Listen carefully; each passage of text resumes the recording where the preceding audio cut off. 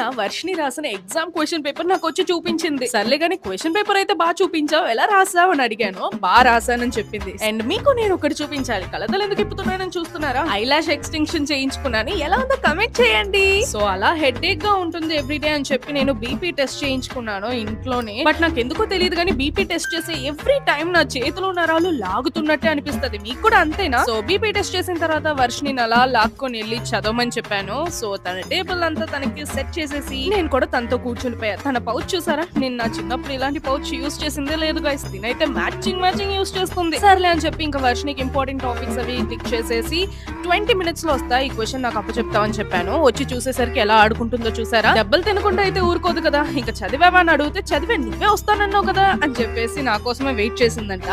So questions అడిగేశాను. So topics ఎలాగో ఇచ్చేసాను కాబట్టి తను కూర్చొని చదువుకుంటది గైస్. నేనైతే పడుకోబోతున్నా. బై గైస్, ఇష్క్ యూ ఆల్.